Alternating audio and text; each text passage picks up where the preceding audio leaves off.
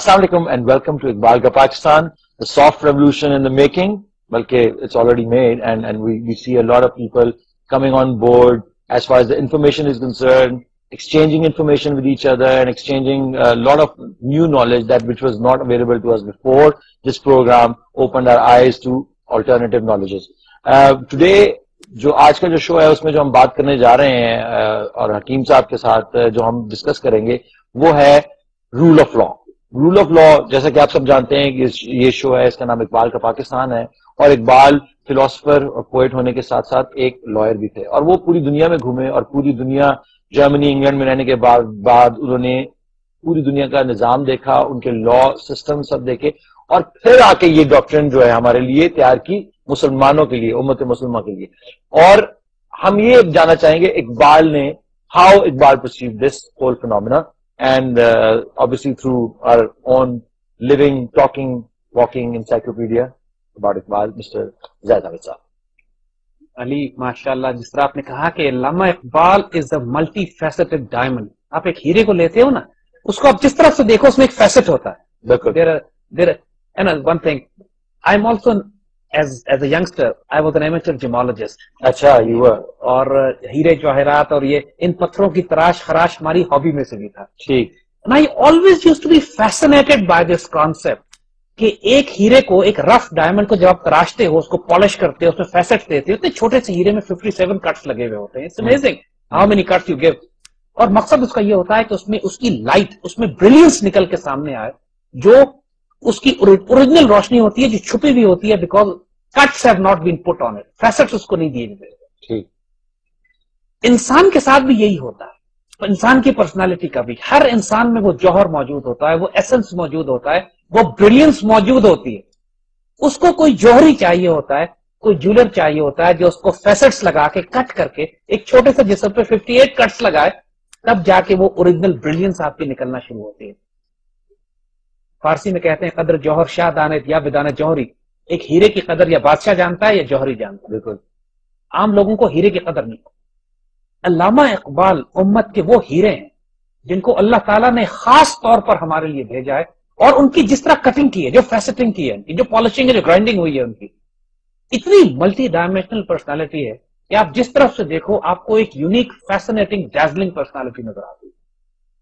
اور جب علامہ اقبال جیسا شخص ہمیں یہ کہہ رہا ہے، جو اتنی دنیا دیکھی ہے، انہوں نے اتنی تاریخ پڑھی ہے، اتنی فلسفی پڑھی ہے، اور اتنا بڑا روحانی وجود ہے کہ ہم ساری زندگی بھی کوشش کرتے رہیں تو اقبال کے سارے ڈائمینشنز کو نہیں سمجھ سکتے. جب وہ ہمیں کسی بات کی رہنمائی کر رہے ہیں یا گائیڈنس کر رہے ہیں تو we should take it seriously. اور اقبال کا پاکستان کا مقصد ہی یہی ہے کہ امت مسلمہ کو کئی سو سال میں جو اللہ نے ایک تحفہ دیا ہے، ایک ہیرا دیا ہے تراش کے خراش کے، جس نے ڈائمنڈز آر فار ایور، اس ہیرے نے تو رہنا ہے ہمیشہ کے لیے، اور اس کی آئیڈیالوجی نے بھی رہنا. So when we are discussing this رموز بے خودی which again is a masterpiece document، اب تک تو اندازہ ہو گیا ہوگا آپ کو کہ یہ مائنڈ باگلنگ ڈاکومنٹ ہے، ماسٹر پیس ڈاکومنٹ ہے، eye opener for the whole world at large. کوئی وجہ تھی کہ اس وقت کے بڑے بڑے حکمران، اس وقت کے بڑے بڑے فلاسفرز، اس وقت کے لیڈرز، تمام دنیا کی بڑی بڑی زبانوں میں ٹرانسلیٹ کیا انہوں نے اسرار خودی اور رموز بے خودی کو. اور المیہ یہ ہے کہ ہم مسلمانوں نے اس کو ہاتھ سے گم کر دیا، اور اس سے بڑا المیہ یہ ہے کہ مسلمان تو چھوڑ، ہم پاکستانیوں نے اپنے ہاتھ سے گم کر دیا، جن کے لیے لکھا گیا تھا. یہ یعنی ہمارے لیے لکھا گیا تھا کہ جب ملت اسلام تم بناؤ گے، ایک پاکستان تم قائم کرو گے، ایک تم ایک اپنا خطہ زمین اپنے لیے حاصل کرو گے، ایک مدینہ ثانی اپنے لیے بناؤ گے، تو پھر اس کی تعمیر تم نے کس طرح کرنی ہے، اس میں کس نسل کے انسان ہوں گے، وہ پورا چیپٹر ہسٹری میں وہ غائب کر دیا گیا. تمہارا کردار کیا ہونا چاہیے، ملت کا، تمہارا فرد کا ملت سے رابطہ کیا ہے، ملت کی زندگیوں میں قانون کی کیا حیثیت ہے، رول آف لا کیسے کہتے ہیں، ڈگنیٹی اور آنر کیسے ملتا ہے، وہ سارے جو رموز بے خودی کے ہم چیپٹر ڈسکس کرتے آئے. ناؤ یو ریئلائز کہ اس کا 1% بھی اگر ہمارے حکمران اور ہمارے سیاستدان اور ہمارے پولیٹیشنز، ہمارے میڈیا، ہمارے تھنکرز اپنی زندگیوں میں امپلیمنٹ کر دیں، یہ Pakistan would rise and roar like a tiger, اور پوری دنیا پہ رول کرتے ہوئے ہمیں کوئی دیر نہیں لگے گی. اور اس وجہ سے یعنی we insist, constantly we insist کہ اقبال کو ریوائیو کرنا ضروری ہے. اور اللہ کا فضل ہے، جیسے آپ نے کہا کہ اب یہ سافٹ ریولوشن اب ماشاءاللہ ایک رومانٹک آئیڈیلزم میں تبدیل ہو چکی ہے. اب لوگ اس کو زندگیاں تبدیل ہو رہی ہیں. پیپل رائٹ ٹو اس، الحمدللہ مجھے پچھلے دنوں میلز آئیں کہ کئی غیر مسلم لوگوں نے اس پروگرام کو دیکھ کے اسلام قبول کر لیا. جرمنی میں جو that email that we had, یعنی isn't this amazing کہ ماشاءاللہ ہو یہ رہا ہے کہ مغرب کی دنیا پچھلی 100 سال جو 100 سال جو انہوں نے گزارے، 20ویں صدی آلموسٹ، یہ مٹیریلزم کی صدی تھی. اس کے اندر کیپٹلزم اور کمیونزم ماڈل کے اندر اس کے اندر انسان کو مادہ پرستی میں، اسٹینڈرڈ آف لیونگ میں اس قدر ملوث اور انوالو کر دیا گیا، لٹرلی لتھڑ گئے انسان اس غلاظت میں کہ ان میں حرام اور حلال کی تمیز ہی ختم ہو گئی، لا ختم ہو گیا. یعنی آپ کو یہ لا تو باقی ہے کہ ٹریفک رولز کس طرح فالو کیے جاتے ہیں، لیکن یہ لا ختم ہو گئے کہ انسان کیسے بنتا ہے، سویلائزیشن کیسے بنتی ہے، تہذیب کیسے بنتی ہے، خاندان کیسے بنتا ہے، معاشرہ کیسے بنتا ہے، میاں بیوی کے ریلیشن شپ کیا ہوتے ہیں. جو بےدبی کا عالم ہے، جو خاندان جس طرح ٹوٹ کے الگ ہوئے ہیں، جس حرام اور حلال کی تمیز ختم ہوئی ہے. اب نہ شادی کی فکر ہے، نہ بچوں کی فکر ہے، بچہ باپ کو نام لے کے پکارتا ہے، ماں بیٹے کو نہیں پہچانتی، حرام حلال کی تمیز کوئی نہیں ہے. فیملی سٹرکچر ایسے ٹوٹتا ہے کہ باپ بیٹے سے، بیٹی سے کرایہ مانگتا ہے گھر پہ رہنے کا. یعنی استغفر اللہ العظیم، باپ بیٹا ساتھ بیٹھ کے کھانا کھاتے ہیں تو اپنے اپنے پیسے دیتے ہیں. یعنی یہ انتھنکبل باتیں جو ہمارے معاشرے میں، اللہ کا شکر ہے ابھی بھی ناقابل بیان، ناقابل تصور ہے، اس معاشرے میں نارم بن چکا. بالکل وہ معاشرہ جو مغرب کے اقدار، اس کے لا، اس کے قانون، اس کے سسٹم پہ چل رہا ہے، جس کو اقبال نے کہا تھا کہ یہ تہذیب اپنے خنجر سے آپ خودکشی کرے گی، شاخ نازک پہ جو آشیانہ بنے گا ناپائیدار ہوگا. ان کا تو بیڑا غرق ہو چکا ہے. اس تہذیب کا حال یہ ہو گیا ہے کہ مرد بیکار، عورت تہیا آغوش ہے، کہ مردوں کے پاس جاب نہیں ہے، عورتوں کی گود میں بچے نہیں ہیں. اب اس تہذیب کو، وہ سویلائزیشن تو اب ایسی چیز ہے کہ جس کو خود اپنا معاشرہ، ان کا اپنا معاشرہ اب اگل رہا ہے، ٹھوک رہا ہے، ایکسپٹ نہیں کر رہا. یو کین سی دیٹ، کیونکہ ہر مہینے کی 10 سے 20 ڈاکومنٹریز نکلتی ہیں جو کہ صرف انہی چیزوں کے اوپر جو آپ نے ڈسکس کیا کر رہی. تو اب ہمارے پاس آپشن کیا ہے؟ دیکھو ہمارے ملک میں جو قانون نافذ ہے یہ انگریزوں کا بنایا ہوا. یہ وہ ابھی بھی ہمارا جو پولیس ایکٹ ہے 1860 کا پولیس ایکٹ ہے، ابھی بھی جو ہماری عدالتوں میں قانون پڑھایا جاتا ہے، پی ایل ڈی پاکستان لا ڈیسیشنز کے سارے لا دیکھ لیجیے آپ، جو کرمنل پروسیجر کوڈ دیکھ لیجیے، یہ بھی انگریزوں کا بنایا ہوا ہے. انگریز کے بنائے ہوئے قانون کو امپلیمنٹ کرنا اور عمل کرنا اور بڑی فخر سے اس پہ زندگی گزارنے میں ان لوگوں کو کوئی شرم محسوس نہیں ہوتی. اور جب بات یہ کی جاتی ہے، آپ نے دیکھ لیا وکلا تحریک کا دوبارہ کر رہے ہیں جو یعنی انفارچونیٹ بات ہے. یعنی برنارڈ لوئس ایک اتنا بڑا اورینٹلسٹ ہے جس نے پورا مشرق کو، اورینٹل کو، اسلام کو خاص طور پہ اس نے اتنا اسٹڈی کر کے مغرب کو یہ بتایا ہے کہ اسلامی تہذیب اور تحریک کس طرح عروج پائی، کس طرح تباہ ہوئی. آج کے دور کا ہی از ویری بائسڈ، لیکن he is a good scholar, he is written many books on Islam. وہ اکنالج کرتا ہے اپنی ویسٹرن سویلائزیشن کے بارے میں کہ ہماری جو مغربی تہذیب ہے، جو ہم نے اتنی انڈسٹریل سکیل پہ پوری دنیا کو کالونائز کرنے کے لیے مغربی تہذیب آج کی بنائی ہے، اس کی بنیاد 2 پروفیشنز پر ہے، جرنلسٹ اینڈ لائر. ان 2 کی وجہ سے پورا یہ سسٹم کھڑا ہوا ہے. Basically journalists to spread the lies and make them into And lawyers make those laws جو انسانوں کو انسانوں کی غلامی میں لاتے ہیں. So it becomes critical that we understand which law and what is the relationship between nations and laws. And that we are going to discuss now. We're going to take a quick break.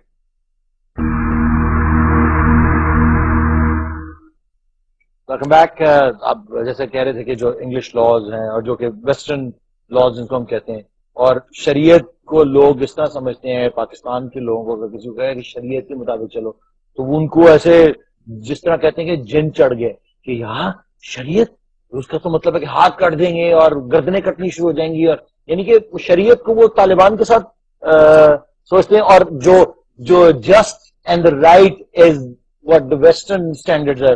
یہ misconception اتنی انہوں نے create کی ہے دنیا کے اندر کہ یہ سسٹم بالکل غلط ہے. اسلام والا اس میں تو ہاتھ کاٹ دیتے ہیں کوئی چوری کرے، لیکن یہ بھی بات ہے جو چوری کرتا ہے اس کا ہاتھ کٹتا ہے، اس کے بعد سوسائٹی میں کوئی ہاتھ چوری کرنے کی ہمت نہیں کرتا. تو یہ از دیٹ فار پریونشن کہ آپ نے اس کو کیور ہی کر دیا ہے ڈیزیز کو. دیکھو جیسے ہم نے آپ سے بات کی نا کہ آج کل کی ماڈرن پولیٹیکل سائنس کی کتابوں میں جب آپ کو ڈاکٹرنز پڑھائی جاتی ہیں، کیپٹلزم یہ ہے، کمیونزم یہ ہے، سوشلزم یہ ہے، تھیوکریسی یہ ہے، بادشاہتیں اس کو کہتے ہیں، کسی ایک جگہ پر بھی Islamic model governance, political, economic, military system یا خلافت یا اسلامک سسٹمز کو پڑھایا ہی نہیں جاتا. ایسے غائب کر دیا جیسے ایگزسٹ نہیں کرتا. بالکل.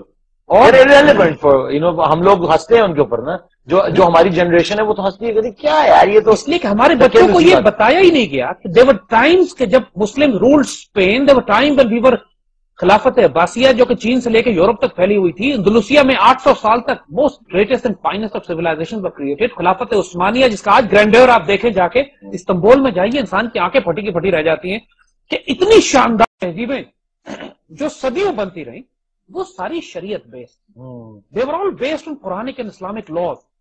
اور وہاں پہ کوئی برٹش لا نہیں تھا، کوئی جرنلسٹ نہیں تھے، کوئی لائر نہیں تھے انگریزوں کے کہ جو لا کر اپنا انگریزی لا امپلیمنٹ کرے. تو یہ سویلائزیشن اور تہذیبیں کس طرح عروج پاتی تھی, اور انہی سے لے کے اب انہوں نے, جن میں اتنا ٹالرنس تھا کہ science, engineering, architecture, mathematics, medicine, architecture, gardening, farming, agriculture, یعنی دنیا کی کون سی سائنس ایسی نہیں ہے جو عروج پہ نہ پہنچا دی گئی ہو ان سویلائزیشن میں. حتیٰ کہ 1000 سال پہلے مسلمان سائنٹسٹ نے اڑنا سیکھ لیا تھا, گلائڈرز بنا لیے تھے, پیراشوٹس ایجاد کر لیے تھے, گھڑیاں ایجاد کر لی تھی. مطلب کوئی وجہ تو ہے نا کہ جو ویسٹرن, میرا خیال ہے برنارڈ شو نے آئی تھنک کی بات کہی تھی کہ اس سے پوچھا گیا کہ مسلمان اگر اسپین سے نہ نکالے جاتے تو پھر کیا ہوتا, تو اس نے کہا جی چاند انسان چاند پہ 100 سال پہلے پہنچ چکا ہوتا.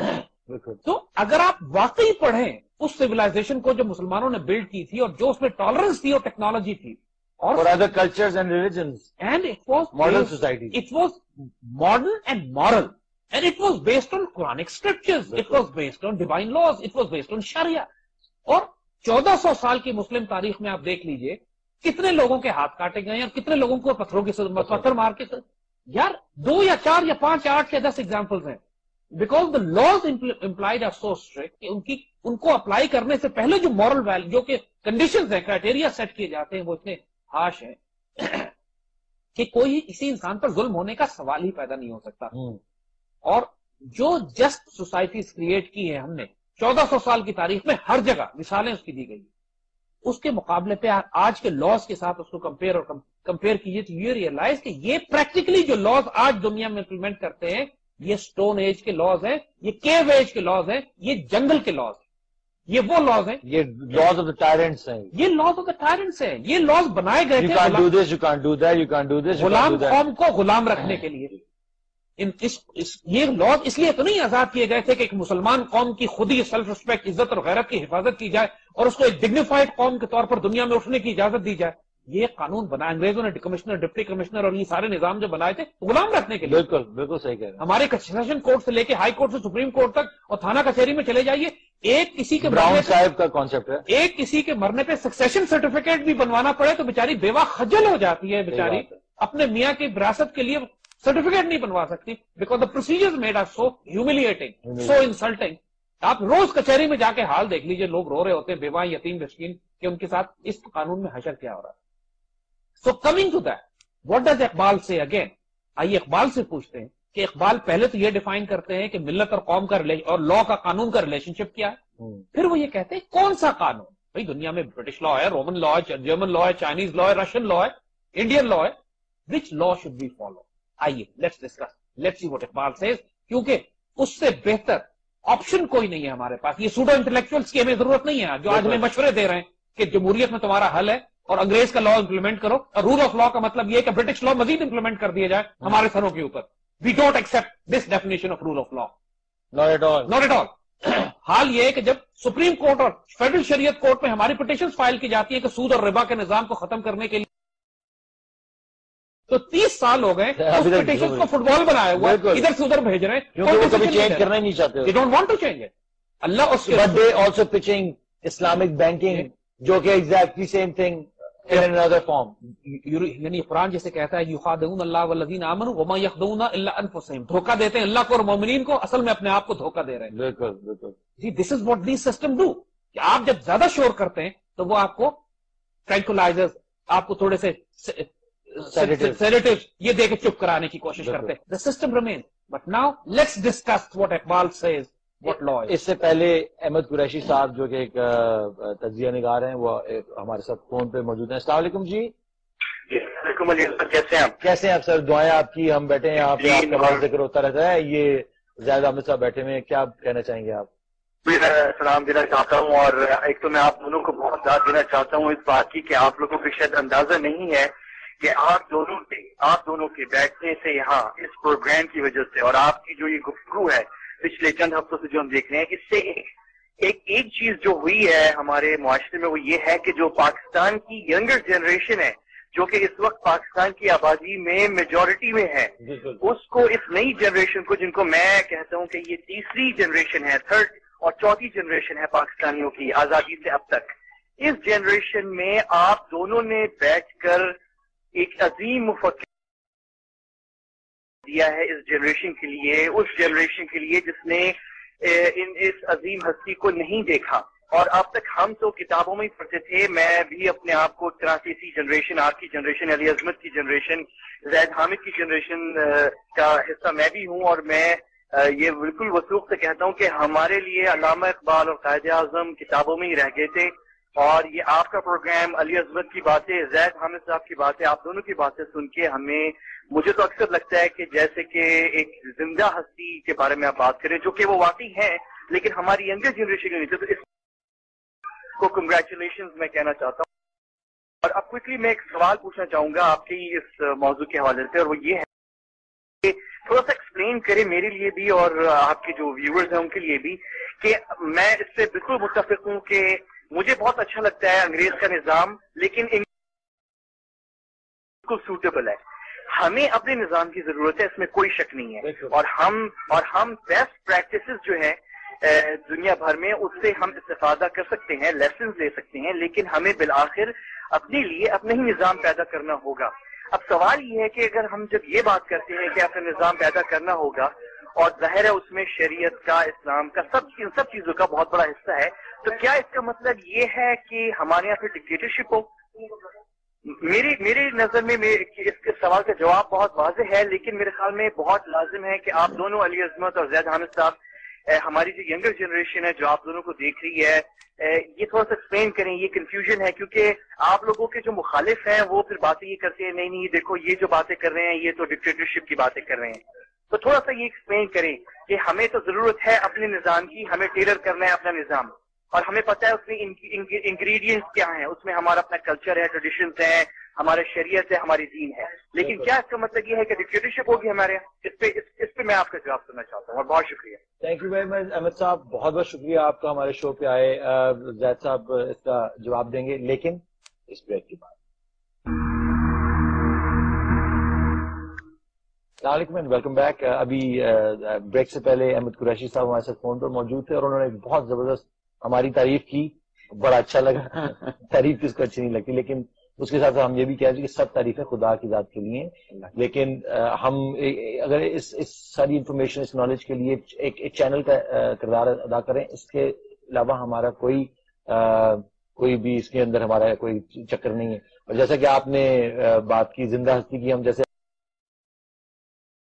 جو ایک لیونگ سٹریم ہے ہم اس میں سے استفادہ حاصل کر رہے ہیں. جیسا ان کے سوال کا کیا آپ جواب دیں گے؟ میرے خیال سے تو جو میری پرسنل اوپینین ہے، جیسا کہ ہر شو سے پہلے ایک آتا ہے کہ یہ جو شو ہے یہ میزبانوں کی آراء پر مبنی ہے، تو میری تو رائے یہی ہے کہ یہاں پہ ڈکٹیٹرشپ ہی ہونی چاہیے، benevolent dictator as I would really conceptually clear کر لیں.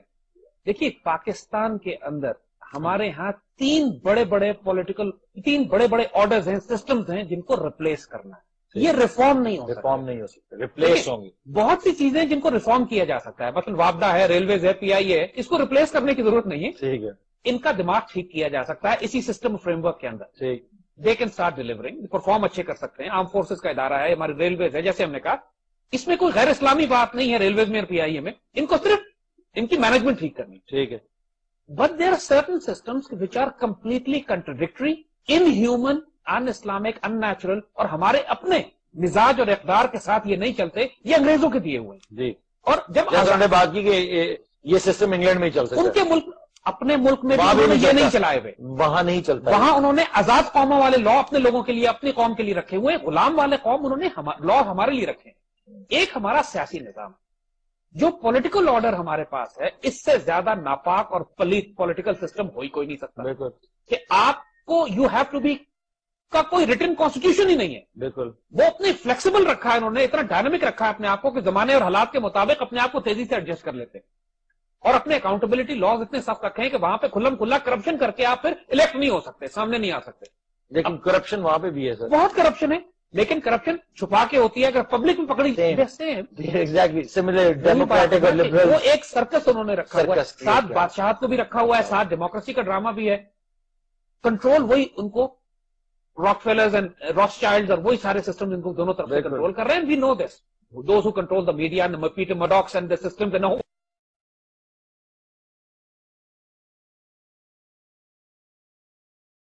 whatever media controls they have. یہ تو پولیٹیکل سسٹم ہے. اب مجھے بتاؤ کون سا شریف آدمی کہے گا کہ ان پولیٹیکل لاس کو انہی سسٹم میں رہ کے پاکستان عروج حاصل کر سکتا ہے؟ Rubbish, can't be done.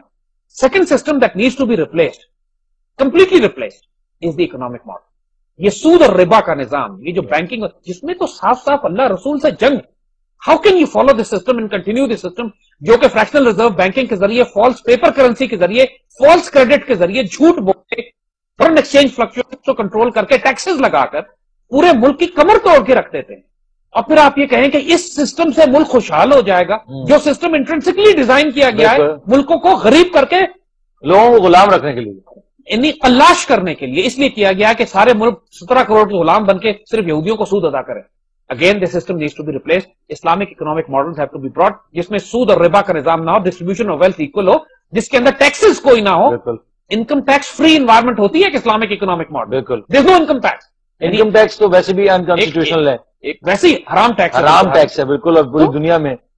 اور تیسرا system which needs complete replacement is the system of justice, عدل کا نظام جو اس ملک میں, کیونکہ اس وقت عدل تو ہے ہی نہیں ملک میں. یہاں اس ملک میں کون ایک اچھا, دو اچھے جج بھی آ جائیں تو ہیں تو وہ سسٹم کے اندر ہی. سیشن کورٹ سے ٹرائل شروع ہوتا ہے, سپریم کورٹ تک پہنچتے پہنچتے 25 سال گزر جاتے ہیں, اور خاندان کے خاندان تباہ ہو جاتے ہیں. نہ سسٹم کفالت کرتا ہے, نہ دھیان کرتا ہے, نہ انصاف کرتا ہے. اور 14 سال 18 سال کے بعد جب وہ بری ہو جاتے ہیں بے گناہ ثابت ہو کے, تو پھر کیا ہوتا ہے؟ بالکل. اور جو گناہگار اور ظالم اور طاقتور ہیں وہ کبھی جاتے نہیں, اور کبھی نہیں جاتے. اور ہم جو بدترین, بدکار, طاقتور ترین لوگ اس ملک میں, ان کو پھر حکمران بناتے ہیں, وزارتیں دیتے ہیں, ایک دا پاورفل پوزیشن اتھارٹی. رشوت لینے بادشاہ کہتا ہے وہی قانون بن جاتا ہے, وہی سارا سلسلہ چلتا ہے. وہ ایک نظام وہاں پہ چل رہا ہے. ایران میں اپنی کنٹرول ڈیموکریسی ہے, اس میں وہ یہ کرتے ہیں کہ چند لوگوں کو سلیکٹ کر کے, آئسولیٹ کر کے کہتے ہیں یہ قوم میں سے کنہیں کو سلیکٹ کر لو. اور ایک ویسٹرن ڈیموکریسی سسٹم ہے جو ہم دیکھتے ہیں, جو کہ ان کے ملک کے لیے ٹھیک ہے. ہمارے سسٹم نہ ہمارے مزاج کے مطابق ہے, نہ ہمارے تہذیب, ثقافت اور کلچر کے مطابق ساتھ چلتی ہے وہ. تو پھر ہم کون سا پولیٹیکل ماڈل اڈاپٹ کریں؟ ہمارے پاس اپنا پولیٹیکل ماڈل, جو کہ یا خلافت کہیے اس کو آپ, یا اسلامک سلطان کا اتھارٹی کہیے, امیر المومنین کہیے, امیر کہیے اس کو. اگر آپ چائنا کے ماڈل پر بھی ایک آئیڈیولوجیکل اسٹیٹ بنا لیں with a certain group of people, چاہے وہ سویلین ہو یا ملٹری ہو یا ہائبرڈ ہو, اس میں انٹلیکچوئلز ہوں, دانشور ہوں, مقصد اور مقصود ایک ہو ان کا کہ ہم نے اس ریاست کو اسلامی فلاحی ریاست بنانا ہے, اس کا پولیٹیکل سسٹم ٹھیک کرنا ہے, اس کا اکنامک سسٹم ٹھیک کرنا ہے, اس کا جوڈیشل سسٹم ٹھیک کرنا ہے, اس کا ایجوکیشن سسٹم ٹھیک کرنا ہے, اس کے پورے نظام کو عدل, انصاف, سکون دینا ہے, لا اینڈ آرڈر ٹھیک کرنا ہے. اگر یہ چیزیں کوئی بھی سسٹم امپلیمنٹ کرتا ہے, چاہے وہ ایک بادشاہ امپلیمنٹ کرے, چاہے وہ ایک پولیٹیکل پارٹی کی حکومت کرے, چاہے اس کو ایک ملٹری ڈکٹیٹرشپ کرے, personally speaking it makes no difference to me, کیونکہ اسلام اتنا ڈائنامک ہے کہ ہر قسم کے پولیٹیکل ماڈل کو اڈاپٹ کر سکتا ہے, as long as the result is what Islam wants. اگر انسانیت کی فلاح و بہبود, اللہ کے دین کا نفاذ, شریعت کا نفاذ, نظام عدل, نظام انصاف, لوگوں کو سکون و اطمینان نصیب ہو, یہ کوئی بھی پولیٹیکل سسٹم دے, چاہے چائنیز ماڈل ہو یا سعودی ماڈل ہو یا ایرانی ماڈل ہو, I am not bothered. I want the system to be implemented جو عدل دے, انصاف, جسٹس دے عام انسان کو. ویری ویل سیڈ جی, this is what my answer would have been too. جو ڈکٹیٹرشپ کی میں نے بات کی وہ exactly it gears to that fact. ایک بریک لیتے ہیں, بریک کے بعد آپ سر. السلام علیکم and welcome back to Iqbal کا پاکستان. جیسا کہ ابھی ہم ڈسکس کر رہے تھے, بڑی مزیدار آپ سے باتیں چل رہی ہیں.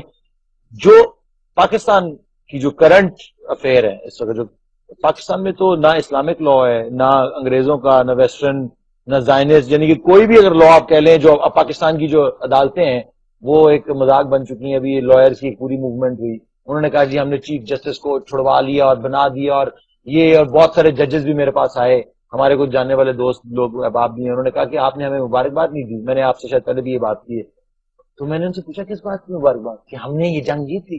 لیکن یہ جنگ اصل میں کوئی انسانوں کے لیے تھوڑی تھی, یہ تو یہ ایک پاور گروپ جو ہے وہ آپس میں, اور پاکستان کی ڈیسٹیبلائزیشن میں اس کا ہاتھ تھا.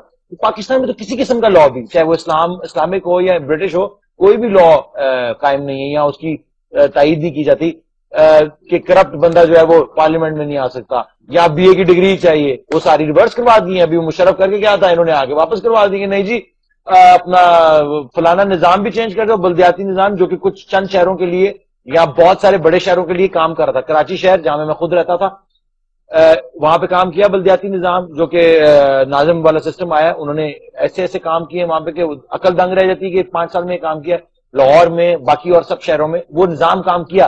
اس سے پہلے کوئی نظام کام نہیں کرتا تھا. تو لا تو امپلیمنٹ ہی اگر نہیں کر رہے کسی لا کو، تو چاہے اگر آپ اسلامک لا بھی رکھتے ہیں تو پھر بھی کوئی فرق نہیں پڑتا. علی دس از دا ٹریجڈی. ایکچولی ہمارے پاس نہ تو اس وقت برٹش لاز ہے نہ اسلامک لاز، پریکٹیکلی کوئی لا ہی نہیں. آوارہ ہے ہم لوگ، ہم تو آوارہ ہو گئے، یعنی جنگل کا قانون ہے. جو طاقتور آدمی ظلم کرتا ہے وہ بری ہو جاتا ہے، جو غریب آدمی کرتا ہے وہ رکڑا چلا جاتا ہے. یہ قومیں جب تباہی کے قریب پہنچتی ہیں تو ان کے اس طرح کے قوانین ہوتے ہیں. یا تو ہم اپنے طور اتوار بدلیں، اپنی حرکتیں بدلیں، رول آف لا امپلیمنٹ کریں، یا پھر انقلاب کے لیے تیار ہیں. علامہ اقبال یہاں انقلاب کی جب آپ بات کرتے ہیں، انقلاب دیکھیے، انقلاب کا مطلب یہ ہے کہ دو تین آپشن. دیکھیے وہی بات ہے کہ اگر قوم، حکمران اور جو رولرز ہیں، جو رولنگ کلاس ہے، جو ایلیٹ ہے، جو اشرافیہ ہے، وہ اپنے آپ کو درست نہیں کرے گی. اگر ملکہ یہ کہے گی کہ لوگوں کو اگر روٹی کھانے کو نہیں ملتی تو وہ کیک کھا لیں، اور اگر یہ اپنے گھروں میں جنریٹرز لگا کے بجلی لگا کے کمفرٹیبل زندگی گزار رہے ہیں، سڑک پہ لوگ جلوس نکال رہے ہیں بجلی کے لیے، تو پھر وہ جلوس ان کے گھروں کی طرف آئے گا. اس کو اسٹریٹ ریولوشن کہتے ہیں. یہ انارکک ہوتی ہے، فسادی ہوتی ہے، اس میں بڑا قتل عام ہوتا ہے. ہم اس کو اوائڈ کرنا چاہتے ہیں. دوسرا طریقہ یہ ہے کہ رولنگ کلاس جو اشرافیہ ہے، جس کو اللہ نے سب کچھ دیا ہوتا ہے، وہ اپنی ذمہ داری محسوس کرے اور اپنی حرکتوں کو بدلے.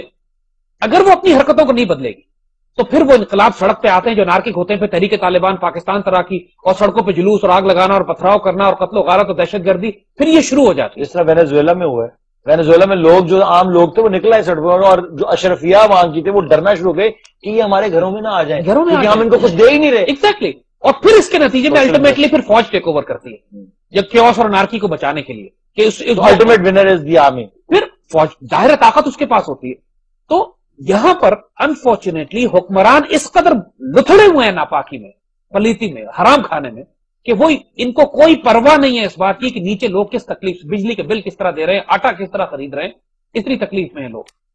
تو ایسے موقع پر پھر وہ رول آف لا جب بالکل ہی ختم ہو جائے، یعنی انگریز کے قانون بھی کم از کم امپلیمنٹ تو کرو نا یار، وہ بھی نہیں ہے یہاں. تو اقبال اس معاملے پہ کیا کہتے ہیں؟ کہتے ہیں کہ جب ملت کا نظام قانون کے بغیر قائم نہیں ہو سکتا. جب کہ تم ریاست یا کوئی اسٹیٹ قائم کرتے ہو، قانون کے بغیر وہ نہیں ہوتی. اور ملت محمدیہ صلی اللہ علیہ وسلم کا قانون قرآن، یہ دو پوائنٹس باٹم لائن ہے اقبال کی وزڈم کے، کہ قانون تمہیں چاہیے بٹ وچ لا؟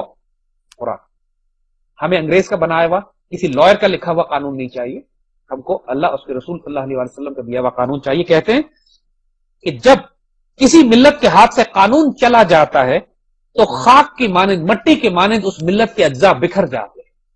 دیکھیے حضور صلی اللہ علیہ وسلم نے بڑی تاکید سے فرمایا تھا، حدیث شریف ہے جس کا مفہوم ہے کہ تم سے پہلے قومیں تباہ اس لیے ہوئی کہ جب ان میں کوئی امیر آدمی جرم کرتا تھا تو وہ اس کو معاف کر دیتے تھے، اور جو کوئی غریب آدمی جرم کرتا تھا تو وہ اس کو سزا دے. حضرت عیسیٰ علیہ السلام کے سامنے جب وہ عورت لائی گئی کہ اس کو سنسار کرنا ہے، پتھر مارنے، بڑا جناب وہاں کے طوفان مچایا ہوا تھا لوگوں نے کہ اس نے برائی بدکاری کی ہے، اس کو سٹوننگ کرنی ہے، تو عیسیٰ علیہ السلام نے اس قوم کو مخاطب کر کے یہی کہا تھا کہ تم میں وہ سٹون کرے جس نے خود کبھی بدکاری نہ کی. اور وہ جس طرح امریکہ کا میں آپ کو مثال دیتا ہوں کہ ابھی 3 دن پہلے ایک رپورٹ چل رہی تھی، نیوز رپورٹ تھی کہ جنرل الیکٹرک، جو کہ obviously one of the most evil companies in the world, controlled by the Rockefeller Foundation، یہ جو بھی، انہوں نے بلینز آف ڈالرز کا ایک گپلا کیا ہے، اکاؤنٹنگ فراڈ کیا ہے.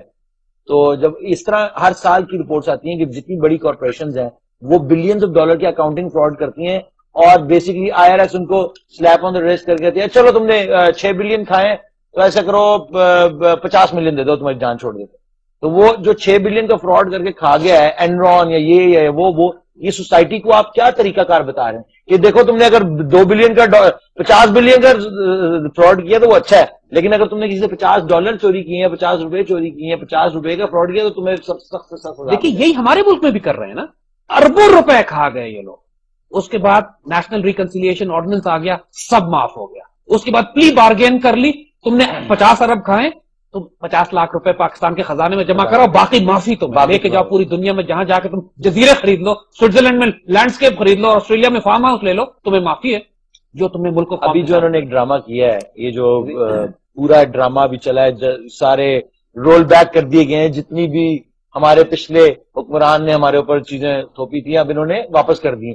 تو NRO کیوں نہیں واپس؟ NRO کو کیوں کوئی ٹچ نہیں کر رہا؟ اس لیے کہ سارے بینیفیشریز بیٹھے ہیں، یہ سارے سسٹم کے بینیفیشری، سارے چور ہیں، کٹھے مل گئے آگے، یار یہ بھی سسٹم کام کرا دو، BA کی ڈگری بھی ختم کرا دو، یہ بھی کرا دو، تاکہ ہمارا رول آف لا جیسے 60 سال سے چل رہا دوبارہ ویسے کنٹینیو ہو جائے. یہ بالکل حضور کی اس حدیث کے مطابق ہے کہ تم میں کوئی طاقتور آدمی جب حرام کام کرتا ہے اور ظلم کرتا ہے، جرم کرتا ہے، تو اس کو معاف کر دیا جائے. جب غریب اور مسکین کرتا ہے اس کو سزا لگاتے. یہ اللہ کی عذاب، اللہ کی پکڑ اور مار کا وقت ہوتا ہے. ان حکمرانوں کو ہوش میں آنا چاہیے.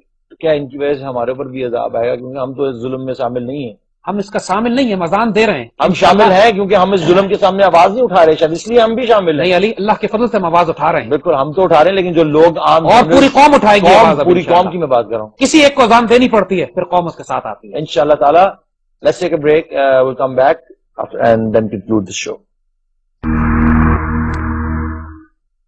Welcome back. جیسا کہ ابھی ہم ڈسکس کر رہے تھے کہ جو امیروں اور غریبوں کے لیے جو علیحدہ علیحدہ قانون بن چکے ہیں، یعنی قانون تو ایک ہے لیکن امیر اگر کوئی کرے گا تو اس کی چھوٹ ہے. یہاں پہ اس ملک کے اندر بہت سارا دیکھنے کو آیا کہ جو آپ نے قتل بھی کر دیا، کسی کی زمین قبضے میں کر لی، فراڈ کر لیا، لیکن آپ بچ گئے، آپ نے اتنے پیسے دیے اور آپ چھوڑ کے نکل گئے. کسی نے ابھی احتساب ہو رہا تھا، اکاؤنٹیبلٹی بیورو بنا، اس کے اوپر بہت سارے لوگوں نے، کسی نے 500 کروڑ کا بینکوں سے قرضہ لیا ہوا تھا اور 100 کروڑ دے کے چھٹ گئے، کوئی 90 کروڑ دے کے چھٹ گیا، اور اس کے بعد وہ اپنے دوبارہ حکومتوں میں بھی شامل ہیں، ان بینکوں کے ساتھ کام بھی دوبارہ کر رہے ہیں. تو بیسیکلی جو وہ رواج ہے وہ چینج ہو ہی نہیں سکتا، اور جو اگر رواج چینج کرے گا اس کو یہ چینج کر دیں گے کہ آج اس کو مروا دو یا نکلوا دو یا ذلیل کرو.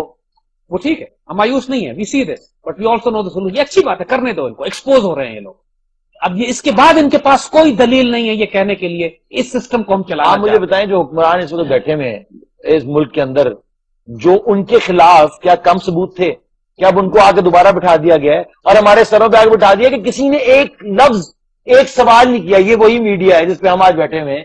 اس میڈیا نے ایک لفظ نہیں بولا جب وہ حکمران آئے ہیں اور آ کے انہوں نے اپنی سنبھال لی ہے سب کچھ، اور انہوں نے کہا کہ بھائی اب ہم کچھ نہیں بول سکتے، اب ہم ڈر گئے.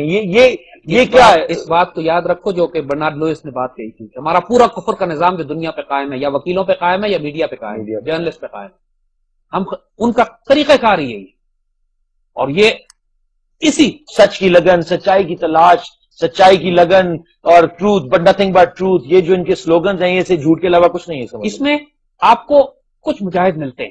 You find loan rangers who are taking stand alone. وہی بات ہو گئی نا آپ نے جو بات کی، جو سسٹم کے اگر دو جج بھی اچھے ہوں تو وہ سسٹم کے اندر تو وہ بھی کرپٹ. لیکن یہ دیکھو اللہ کے فضل سے اذان کی بڑی طاقت ہوتی ہے. جب ایک چاروں طرف بے شک کفر پھیلاؤ، لیکن ایک مسجد سے جب اذان بلند ہوتی ہے تو لوگ سمٹتے ہیں اس کی طرف، نماز کے لیے آتے ہیں. اس میڈیا میں بھی، اس کفر کے سسٹم میں بھی بہت اچھے اچھے لوگ بھی موجود ہیں کہ جنہوں نے اپنا رول پلے کرنے کی کوشش کی، اور اللہ کے فضل جبھی ہمیں موقع بھی ملا اذان دینے کا، یعنی credit goes to many people.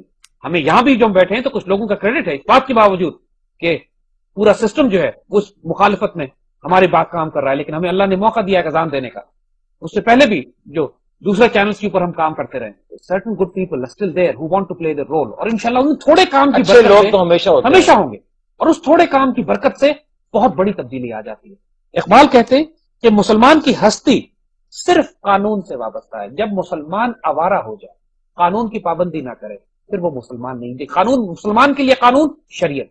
اور پھر کہتے ہیں کہ حضور کے دین کی معنویت، دا وزڈم آف دا دین آف رسول اللہ صلی اللہ علیہ وسلم، دی ایسنس، مقصد پورے دین کا یہ ہے کہ انسان شریعت کی پابندی کرے. بس اگر شریعت کی پابندی نہیں ہے تو پھر تمہارا مسلمان ہونا بےمانی ہے، تمہارا دین کے لیے کام کرنا بےمانی ہے. ڈسپلن میں پابند ہونا ہے تمہیں. جیسے آپ نے وہ اقبال کا شعر پڑھ کے جو موسیقی بھی آواز بھی اگر دیں، اگر بے خانگم ہو تو وہ شور ہے. اسی کو ایکسپلین کرنے کے لیے بڑے خوبصورت ہے. دیکھو علی، اقبال پھر اسی کو سمجھانے کے لیے ہماری ینگر جنریشن کے لیے بھی کہ انٹرسٹنگلی کہ آواز جب ضبط کے تحت ہوتی ہے تو نغمہ بن جاتی ہے. واہ، آواز you understand this better because you have a back ground of understanding this, کہ جب آواز ضبط کے تحت آتی ہے تو نغمہ بن جاتی ہے. آواز سے ضبط ڈسپلن چلا جائے تو آواز شور و غوغا بن جاتی ہے، شور ہو جاتا ہے. بالکل اسی طرح کہتے ہیں کہ جب ہمارے گلے کی ہوا بانسری میں جاتی ہے تو بانسری میں پابند ہو کے ساز بن جاتی ہے. یعنی خالی ہماری ہوا سے آواز نہیں نکلتی، لیکن آپ اس کو پابند کرتے ہیں کسی انسٹرومنٹ میں تو وہ ساز بن کے نکلتی ہے. پھر اسی طرح کہہ رہے ہیں کہ ملت کیا تو جانتی ہے کہ تیرا راز کیا ہے، تیرا قانون کیا ہے؟ اس زمین کے نیچے تیری عزت کا راز کیا ہے؟ ہمیں اس زمین کے نیچے عزت کس چیز سے ملتی ہے؟ Do you realise this? Do you know this? تمہیں اس زمین کے نیچے تمہاری وزڈم ہے، تمہاری عزت ہے، تمہارا وقار ہے. دنیا میں تم حکومت کرتے تھے، کس وجہ سے کرتے تھے؟ وہ اس وجہ سے کہ تمہارے پاس ایک زندہ کتاب ہے قرآن. وہ قرآن ایک کہنے کو تو قدیم کتاب ہے لیکن اس کی حکمت لازوال ہے. It's a book which may be old but its wisdom is immortal. یہی قرآن کا کمال ہے کہ تم اگر یہ سمجھتے ہو کہ 1400 سال پرانے قانون تم آج امپلیمنٹ کرو گے، کیسے ہو سکتا ہے؟ نہیں ہو ہی نہیں سکتا. یہی for God's sake realize this. It may be an old book, but it is for all times to come. کیونکہ تم آخری امت ہو، قرآن آخری کتاب ہے، تمہارے نبی آخری نبی ہے. اور جیسے جیسے وقت گزرتا جا رہا ہے اس کی ریلیونس بڑھتی جا رہی ہے. اور قرآن اپنے راز اپنے زمانے کے مطابق کھولتا چلا جاتا ہے. اور قرآن پابند کرتا ہے مگر اس کے نتیجے میں تم آزاد ہوتے ہو. یو وانٹ فریڈم، ایک سجدہ جسے تم گراں سمجھتے ہو 1000 سجدوں سے دیتا ہے آدمی کو نجات. آج تم کو ٹیکسز دینے پڑتے ہیں، تمہیں کیپٹلزم کمیونزم کو فالو کرنا پڑتا ہے، سود دینا پڑتا ہے، کفر کے اپنے آپ کو بے عزت کرانا پڑتا ہے پوری دنیا میں. جس طرح ایئرپورٹس پہ وہ تمہیں بے عزت کرتے ہیں، تمہارے ویزے پاسپورٹ اسٹیمپ کرتے ہیں، تمہیں لائنوں میں کھڑا کرتے ہیں، تمہیں ہیوملیٹ کرتے ہیں. یہ سب اس لیے کر رہے ہیں کہ تم مسلمان نہیں رہے ہو، تم نے قرآن کو ترک کر دیا. تمہاری سیلف ریسپیکٹ، عزت اور ڈگنیٹی اور غیرت کمپرومائز ہو چکی ہے. تم بھیک مانگتے ہو ان سے جا کے، تم اپنی حفاظت کے لیے ان سے ڈیفینس الائنس کرتے ہو، تم ان کو پیسے دیتے ہو، راستے دیتے ہو. تم نیٹو اور امریکہ کے ساتھ مل کر سمجھتے ہو کہ ہم نیٹو اور امریکہ سے کیسے لڑ سکتے ہیں. اس لیے تم ذلیل ہو رہے ہو دنیا میں آج. وہ کہتے ہیں کہ اس قرآن کی پابندی کی وجہ سے جو بے بس اور کمزور انسانیت کے شکاری بے بس ہو جاتے ہیں. جب تم قرآن کی پابندی کرتے ہو، اقبال نے لفظ استعمال کیا ہے انسانیت کے شکاری. یہ جو ظالم لوگ جو پوری دنیا میں اپنا کفر کا نظام، یہ جو ایوانجلیکل نیو کون زائنسٹ فورن پالیسیز جو ویسٹ کی ہیں، کہ جو اس وقت پوری دنیا میں تباہی مچاتی پھر رہی ہیں، پورے نقشے تبدیل کر رہی ہیں. نعوذ باللہ، خدا سمجھتے ہیں فرعون کی طرح اپنے آپ کو کہ ہم جس قوم کو چاہیں تباہ کر دیں، جس ملک کو چاہیں توڑ دیں، جو مرضی جس کو چاہیں اٹھا کے گوانٹانامو بے میں لے جائیں، جو چاہیں سو ہمیں کوئی پوچھنے والا نہیں ہے. یہ انسانیت کے شکاری، یہ دہشت گرد. ان لوگوں کو پابند کرنے کا صرف ایک طریقہ ہے. کہتے ہیں کہ اگر تم قرآن فالو کرو گے تو رات کے لٹیرے، وہ لوگ جو راتوں کو پہلے ڈاکو تھے، حضور صلی اللہ علیہ وسلم پر اسلام لانے سے پہلے تو وہ لوگ، ان لوگوں کا کوئی کردار نہیں تھا. کہتے وہ جو راتوں کے لٹیرے ہیں قرآن کو حفظ کر کے رہبر بن گئے. اس ایک کتاب سے، اس ایک کتاب کو پڑھنے کی وجہ سے انہوں نے ہزاروں کتابیں لکھ ڈالی. وزڈم، علم کے خزانے پھوٹنے لگے ان کے اندر سے. پھر کہتے ہیں اگر تم مسلمان بن کر رہنا چاہتے ہو تو یہ بات ذہن میں رکھو کہ تم مسلمان بن کر نہیں رہ سکتے جب تک تم قرآن کو فالو نہ کرو. اور ہماری مملکت کا، ہماری ملت کا، ہماری قوم کا المیہ بھی یہی ہے کہ ہم نے قرآن نہیں پڑھا، ہم نے قرآن کے ترجمے اور تفسیریں پڑھی. اقبال بڑے دکھ سے یہاں کہتے ہیں کہ اللہ تعالیٰ کو مخاطب کر کے کہ یا اللہ تیرے احکامات تو تیرے برحق ہیں، اللہ میاں تیرے احکامات جو قرآن میں لکھے ہیں وہ تو برحق ہیں، مگر اپنے مفسر جو ہمارے تفسیر کرنے والے ہیں تعویل سے بناتے ہیں قرآن کو پاجن.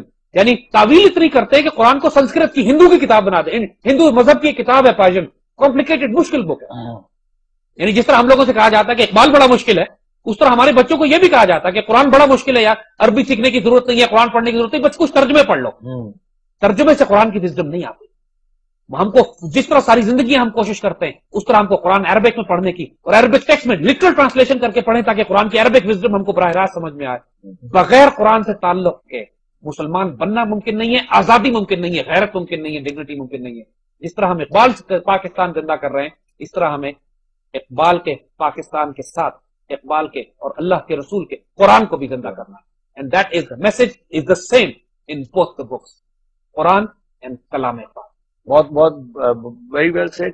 جو آپ بات کرتے ہیں کہ ویسٹرن سوسائٹیز کی، امریکہ یا برٹن یا فرانس، اور ان کے اپنے لوگوں کے ساتھ جو ظلم ہوتے ہیں، یہ شاید ہم لوگوں کو یہ نہیں پتا. ہم باہر سے بیٹھ کے دیکھتے ہیں ریزل ڈیزل بہت خوبصورت ہے جی، فلانی لڑکی نے یہ کپڑے پہنے تھے، یہاں فلانے کلب میں چلا گیا، یہاں یہ گاڑیاں بک رہی ہیں. لیکن جتنے ان کے اپنے لوگ مجبور ہیں، برٹش اور یہاں American, they don't know what the hell is hitting them.